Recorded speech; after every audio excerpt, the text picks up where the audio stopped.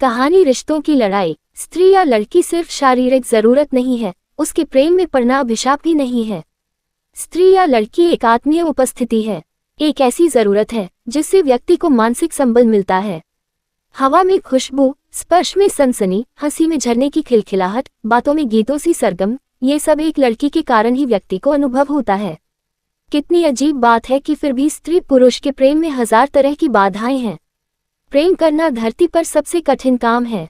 प्रेम को छिपाए रखना उससे भी अधिक कठिन और जगजाहिर होने पर उसके नतीजों को भोगना, जैसा हर किसी के साथ होता है, मेरे साथ भी हुआ। उस वक्त 17-18 साल का रहा होऊंगा मैं, जब वह लड़की मेरे दिल में समा गई थी। आखिर क्या खास बात थी उसमें, आज सोचता हूँ तो खुद पर हंसी आती है। पर उस वक्त मुझे उसका सब कुछ अच्छा दिखाई देता था, उसका रंग, उसका रूप, उसकी चाल, उसके बाल, उसकी हंसी, उसकी बातें, उसका सिर झटकना, उसके अधरों का कंपन, सब कुछ। मैं इंटर में था उन दिनों और वह 11वीं में। उसके पिता का हमारे शहर में नया नया तबादला हुआ था। वे लोग हमारे मकान में ऊपर वाले हिस्से में किराएदार बनकर आए थे। आते ही नमिता की माँ ने कहा था, लड़कियों के स्कूल में दाखिला करवा दो नमिता का। मैंने कई दिन अपनी साइकिल पर भागदौड़ की, तब कहीं जाकर उसका दाखिला हो पाया। नमिता के पिता नए शहर में आकर अपनी घर गृहस्थी जमाने में जुटे हुए थे।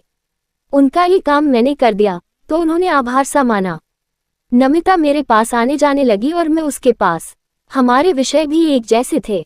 नतीजतन पढ़ने लिखने में भी हम सहयोगी बन गए। इस मिलने मिलाने के सिलसिले में कब नमिता मुझे अच्छी लगने लगी और कब नमिता के दिल में मैं उतर गया, कुछ पता ही नहीं चला। एक दिन वह अपने हाथों से सब्जी बनाकर लाई, खाओ। उसने जिद की तो मैंने पूछा, क्यों लाए? वह बोली, अपने हाथों से कुछ बनाकर खिलाने का बहुत दिनों से मन था। खाओगी तो मुझे अच्छा लगेगा। उसकी आंखों में और ज्यादा कशिश पैदा हो गई थी। उसकी आवाज में और ज्यादा खनक आ गई थी। उसकी चितवन में कुछ खास बदलाव दिखा, जिसे सिर्फ मैं अपने भीतर महसूस कर रहा और फिर न जाने कैसे उस दिन कह गया था, क्या बीवी बनकर भी इतने ही प्यार से खिलाया करोगी? नमिता शर्म से एकदम लाल पड़ गई। छी, गंदी बात नहीं करते, शादी करना गंदी बात है, मैंने चिढ़ाते हुए कहा और उसकी लाई सब्जी खाने के लिए अपने चौके से माँ से 2 रोटियां मांगकर एक प्लेट में ले आया। माँ कहती ही रही कि सब्जी तो ले जा, खाएगा किससे? पर खाना तो मुझे अपनी महबूबा की सब्जी से था। उस पर अचरज ये कि पहला कौर मैंने अपने हाथों से नमिता के मुंह में रखा और उसने अपने हाथों मेरे मुंह में। पता नहीं सब्जी में स्वाद था या नमिता की उंगलियों में या उस वातावरण में। उतनी स्वादिष्ट सब्जी जीवन में फिर कभी मुझे खाने को नहीं मिली। वह स्वाद, वह छून और वह चितवन जो उस सब्जी में घुल मिल गई थी, शायद वह कहीं नहीं मिल सकती थी। मम्मी पापा ने शादी की है और दोनों लड़ते रहते हैं। नमिता ने कहा, अगर गंदी बात न होती तो वे लड़ते क्यों? तुम शायद ठीक कहती हो। मेरे मम्मी पापा भी अक्सर किसी न किसी बात पर उलझे ही रहते हैं और तो और। माँ खाना तक नहीं बनाती, बस मारे गुस्से के मुंह ढककर बिस्तर पर पड़ जाती है और हम ठंडे पड़े चौके चूल्हे को देखते रहते हैं। मैं भी अक्सर सोचता हूँ कि आदमी औरत जब एक दूसरे के साथ निभा नहीं सकते, शांति से रह नहीं सकते, तो फिर शादी क्यों करते हैं? औरत अलग रहे और आदमी अलग, दोनों कमाएं और दोनों अलग अलग खाएं। शायद दोनों को एक दूसरे की जरूरत पड़ती है। गालों पर गुलाल सा बिखर गया था नमिता के, नजरें झुक गई थी।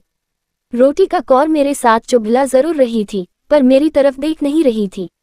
कैसी जरूरत? मेरे सवाल में जो शैतानी छिपी थी उसे वह समझ गई थी। आंखें नचाकर बोली, एक्टिंग तो ऐसे करते हो जैसे बिल्कुल अनाड़ी हो, कुछ जानते ही नहीं। फिर एक दिन उसने कहा था, मम्मी पापा दिन में तो खूब लड़ते हैं, पर रात को पता नहीं उनकी नाराजगी और लड़ाइयाँ कहाँ चली जाती हैं। ऐसा तो मेरे मम्मी पापा भी करते हैं, लड़कर बहुत दिनों तक अलग नहीं रहते, रात को दोनों में सुलह हो जाती है। मैंने फिर थोड़े शरारती मूड में कहा, शायद इसे ही तुम जरूरत कह रही हो। मुझे ऐसी जरूरत नहीं पड़ेगी, देखूंगा। एक दिन मैं बेहद उदास सा नमिता की माँ के पास जा बैठा। नमिता मेरे लिए खाना परोस लाए, आज तुम यही खा लो। उनके स्वर में ममत्व और लाड़ था।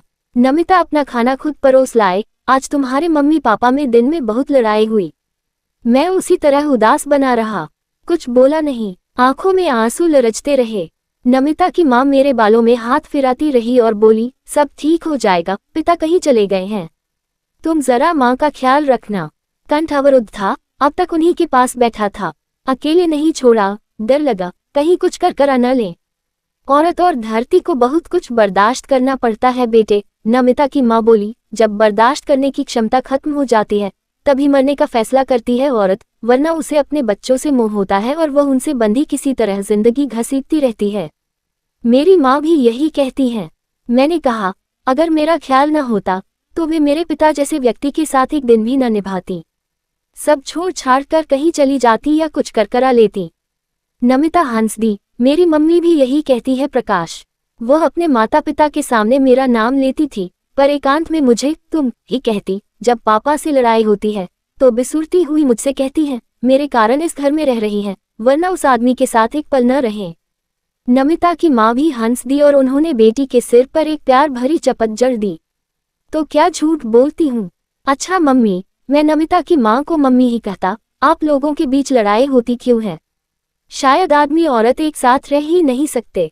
नमिता की मम्मी ने कुछ सोचकर कहा, दोनों की प्रकृति एक दूसरे के खिलाफ होती है, दोनों के स्वभाव, दोनों की जरूरतें एक दूसरे से भिन्न, शायद इसीलिए किसी न किसी बहाने हम लड़ पड़ते हैं, फिर लड़ाई खत्म भी हो जाती है।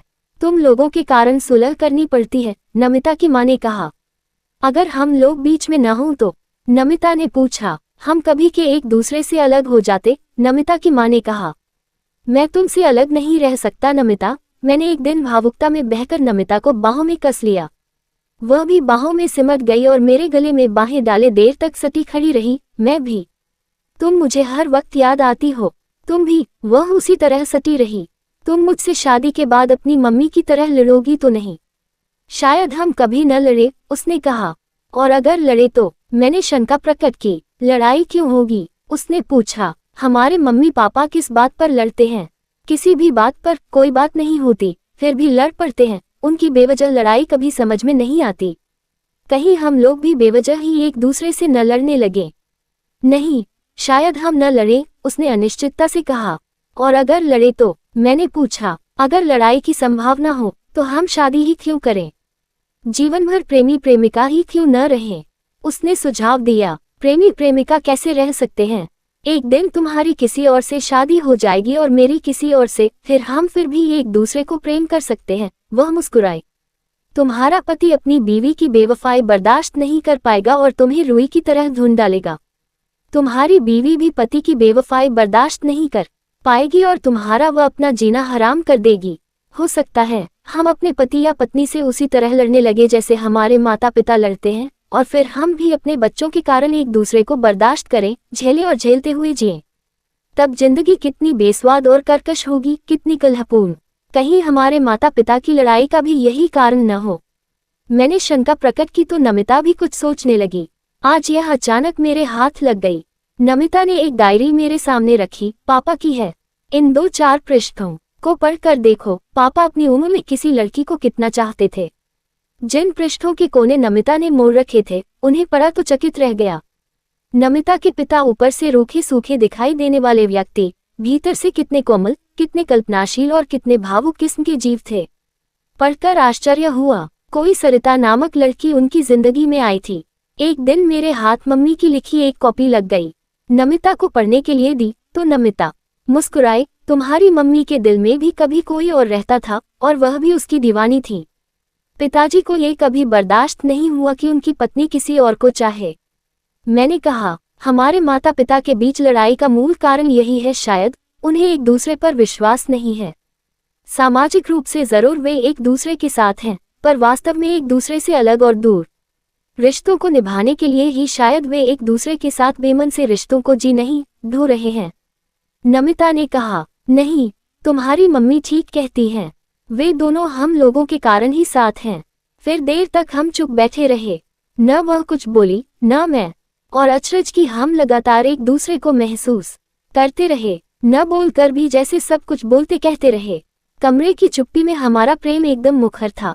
हम उदक प्रेमी प्रेमिका थे और पति पत्नी बनने के सपने देख रहे थे, और यह भी जानते थे कि जब हम माता पिता बनेंगे तो अपने माता पिता की तरह ही लड़ेंगे। लड़ाई के कारण कुछ भी होंगे या कोई भी कारण नहीं होगा। नमिता की माँ कहती है कि आदमी औरत प्रकृति में एक दूसरे से भिन्न और परस्पर विरुद्ध हैं, इसलिए लड़ेंगे ही। तो फिर हम पति पत्नी और माँ बाप क्यों बने? जीवन भर प्रेमी प्रेमिका ही क्यों न रहें? एक दूसरे के लिए तड़पते छटपटाते प्रेमी प्रेमिका।